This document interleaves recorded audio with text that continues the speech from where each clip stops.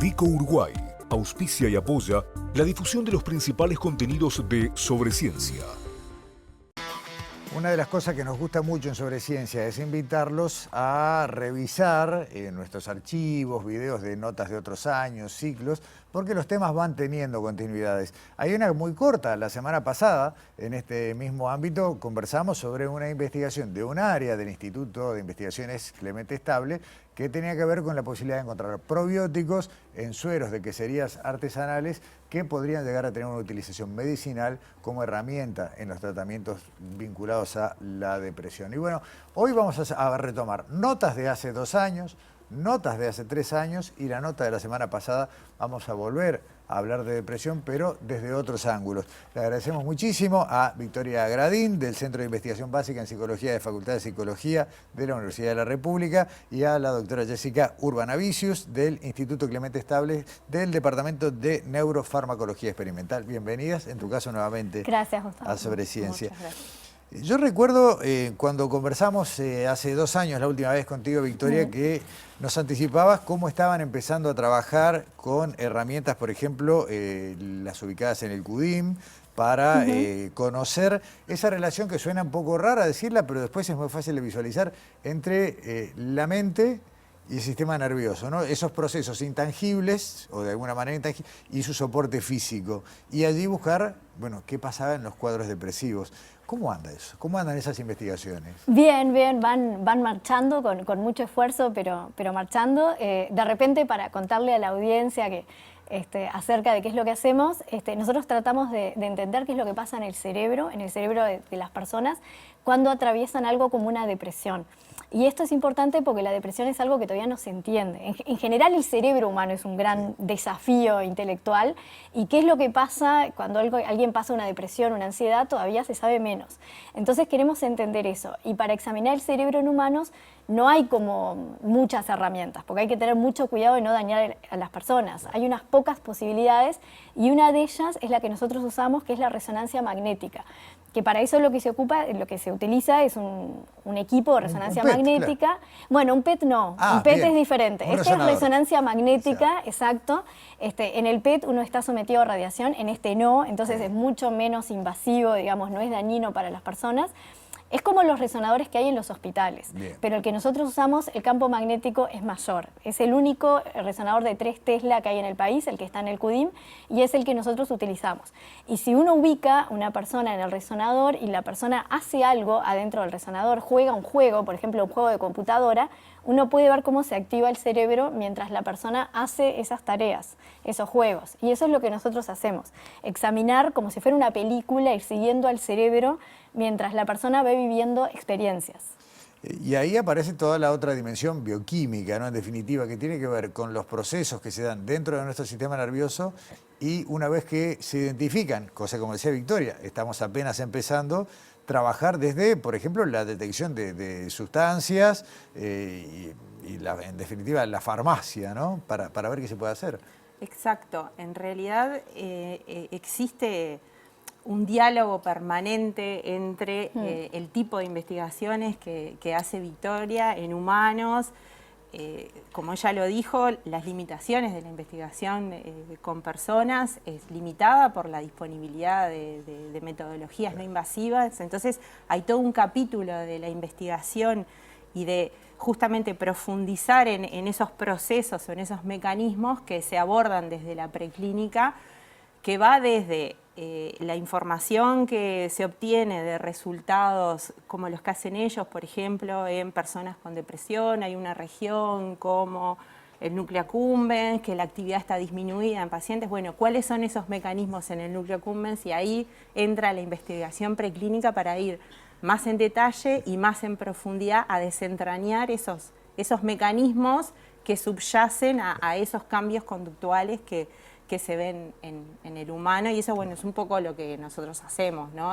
Y siempre en el terreno de lo desconocido también, porque como decía Victoria, hay cosas que sabemos, pero hay muchas que no, y bueno, y ahí es donde entra la preclínica, y de nuevo, este diálogo permanente que tiene que haber, que es súper importante bueno, las cosas que se obtienen en preclínica, poder testearlas en humanos y viceversa, cosas que se encuentran en humanos, por ahí ir a profundizar en la preclínica. Suena un poco curioso, aunque claramente no es ninguna cosa rara, pensar que algo que asociamos como tan humano, como puede ser un trastorno de tipo depresivo, puede investigarse en animales. Exactamente, eso es como súper interesante. Sí. Una cosa que es importante destacar es que las estructuras cerebrales, los tipos de células, las neuronas, las células gliales, los circuitos, o sea, se están altamente conservados en el cerebro de los mamíferos, o sea, en humanos, en animales de experimentación. Entonces uno puede modelar, siempre sabiendo que la depresión, los trastornos de ansiedad son patologías humanas, pero hay aspectos de esa patología que sí se pueden modelar y es esa la forma en la que se puede avanzar en la comprensión de lo que subyace a esos cambios o sí, a los cambios de conducta que aparecen en personas con trastorno psiquiátrico. Y en esto de ir avanzando en la precisión de saber primero en dónde sucede y después qué sucede, claro. Y es una simplificación muy gruesa, pero creo que se entiende, como decías recién, bueno, usaron esta estructura existente, este equipamiento del CUDIM, los conocimientos, mucha gente voluntaria creo que se presta a estos estudios. Bastante, sí. ¿Y qué va apareciendo? Y bueno, van apareciendo diversas cosas. Algunos de los resultados más interesantes, o uno que a mí me gustó mucho por lo menos, es que en uno de los experimentos lo que hacíamos era que en la tarea las personas se comparaban con otras. Jugaban un juego de responder preguntas de cultura general, como preguntas trivia. Entonces vos respondías una pregunta y te mostraban cómo te había ido a vos y cómo le había ido a otra persona respondiendo esa misma pregunta. Entonces en algunos momentos empataban, en otros momentos a vos te iba mejor que el otro y en otros momentos al otro le iba mejor que a vos, que era como de las situaciones que más nos gustaban o más nos interesaban, porque a todos los humanos nos interesa mucho la información social y cómo somos en relación a otros, ¿no? Es algo que es una información que nos es muy importante. O sea, en general cuando decimos que somos altos, bajos, ricos, pobres, inteligentes, buenos, malos, es en relación a otros. Y en particular en la depresión y en la ansiedad social son trastornos donde se entiende que esa información es muy importante. Hay veces que en la depresión, por ejemplo, pasa que nos criticamos mucho, que nos decimos mucho a nosotros mismos, los demás hacen todo mejor, los demás siempre son mejor, yo soy un fracaso, bla, bla. Como que hay mucho foco en una diferencia hacia arriba, digamos, claro. En que los demás son mejores. Entonces, bueno, examinamos qué pasaba en el cerebro cuando llegaba esa información, cuando me encuentro en una situación en la que otro hace algo mejor que yo. Y lo que vimos es que en el caso de la gente con depresión se activaba más una red, que es la red por defecto, Default Mode Network se llama en inglés, que es una red que tiene mucho que ver con el pensamiento introspectivo, que tiene que ver con en los momentos en los que nos metemos para adentro, hay momentos en que uno está escuchando y prestando atención al exterior y momentos que se sumerge y uno se abstrae, en una clase uno se distrae y ahí esa red sube su activación. Es una red que tiene mucho que ver con meterse para adentro, con lo introspectivo, con la reflexión, no tiene que ver con estar conectado con el afuera. Entonces, lo que estábamos viendo es que en esos momentos en que uno se enfrenta con esa situación que es desafiante, que es que el otro lo hizo mejor que yo, como que hay más de ese pensamiento introspectivo en las personas con depresión. Y pensamos que entonces eso nos está hablando de esa rumia que a veces se descarga en las personas con depresión, que es, el otro lo hizo mejor, yo soy el peor, los demás son mejores. Entonces, como que este estudio nos estaría arrimando a encontrar el sustrato neural, digamos, de esos procesos rumiantes, ¿no? De esos diálogos internos que se dan en las personas. Entonces, eso pensamos que es bastante interesante. ¿Y eso cómo se traduce, Jessica, digamos, sabemos cuál es o estamos empezando a saber, o cada vez más cerca de saber, cuáles son las redes que se encienden? Pues se usa mucho ese término, se encienden, se apagan distintas áreas del cerebro, porque es lo que nos devuelve el interfase con lo que lo estamos observando. Pero eso equivale a una actividad química. Exacto, eso equivale a cambios en los sistemas de neurotransmisor, que son como estos mensajeros químicos que envían señales entre diferentes regiones. Ahí es importante, por ejemplo, o sea, voy a retomar algo que ya dije, que cuando uno trabaja en modelos animales, por ejemplo, uno puede modelar algunos síntomas, ¿no? Claro. Por ejemplo, la rumia es una actividad netamente humana, entonces esos aspectos uno no los puede no los puede modelar, pero por ejemplo, se pueden modelar cambios en las interacciones sociales que son relevantes en el caso de la depresión o de la ansiedad social, se puede modelar la anedonia, que es como ese síntoma tan característico de la depresión, que es la pérdida o la pérdida de la capacidad para experimentar placer. Entonces, uno puede modelar esos síntomas, digamos, en modelos animales y, bueno, y después profundizar en los mecanismos, bueno, qué regiones, por ahí sabiendo las regiones que se activan o se apagan, y bueno, ir a buscar esas regiones, cuáles son de alguna manera los sellos neuroquímicos o los sellos moleculares que caracterizan esos cambios comportamentales. Bien. Todas estas investigaciones tienen que ver con el soporte físico que acompaña estos procesos, lo que sucede a nivel neurológico y demás. ¿Desemboca esto en validar, por ejemplo, tal vez validar sea una palabra muy ambiciosa, pero por lo menos en darle credibilidad a que una manera de mejorar estas situaciones de depresión sea a través de fármacos diseñados? Porque hay quien dice, no, esto hay que tratarlo más bien de una mirada psicológica. Hay quien va por la vía química, o es una mezcla de todo. ¿Cómo nos arrimamos a esto a partir de estas bases? Que son básicas, hay que decirlo, ¿no? O sea, esto está en una punta del camino, pero ¿cómo validamos estos modelos? Esa es una pregunta súper interesante, está buenísimo que la hayas hecho, Gustavo.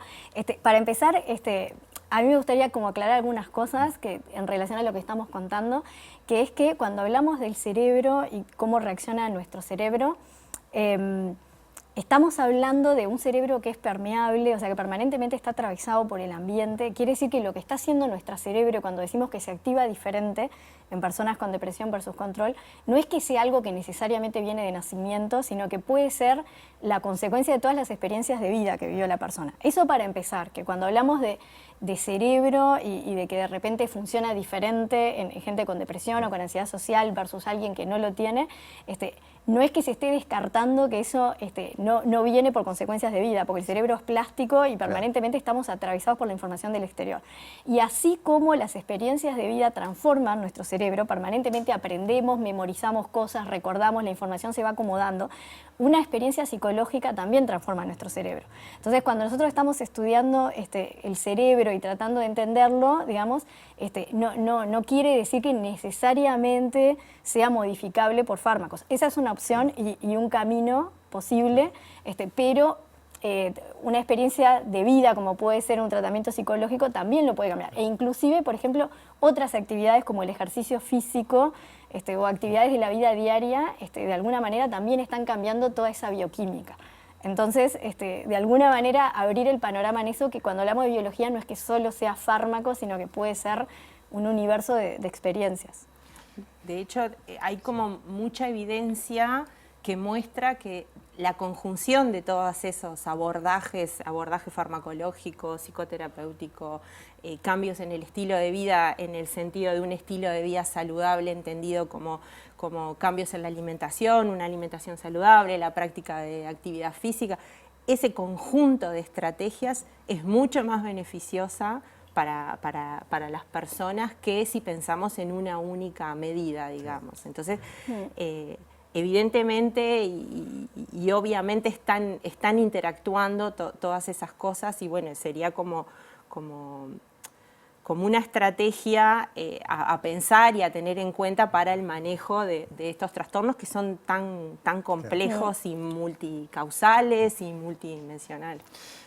En el último minuto, porque esta charla podría seguir creo que muchas horas, si algo que me queda muy claro es que si esto no se aborda con miradas totalmente interdisciplinarias, los resultados siempre van a ser parciales. Y es muy interesante este diálogo, ¿no? Otra barbaridad que dice entre el diván y el laboratorio, pero en definitiva es eso, ¿no? Cubrir todos los planos.